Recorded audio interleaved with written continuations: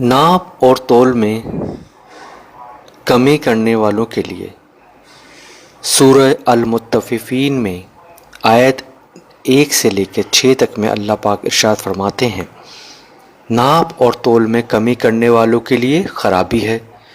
जो लोगों से नाप कर लें तो पूरा लें, और जब उनको नाप कर या तौल कर दें तो कम दें। क्या ये लोग ये नहीं ख्याल करते कि उठाए भी जाएंगे, यानी एक बड़े सख्त दिन में, जिस दिन तमाम लोग रब्बुल आलमीन के सामने खड़े होंगे। सूरह अल रहमान की आयत नंबर 7 और 9 में इरशाद पाक है,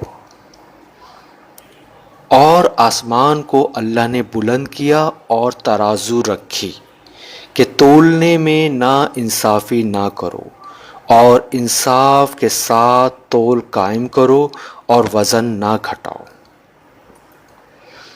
सूरह बनी इसराइल की आयत 35 में इरशाद पाक है, और जब नाप करो तो पूरा नाप करो और बिल्कुल सही तराजू से वज़न करो, ये बेहतर है और अंजाम के एतबार से अच्छा है।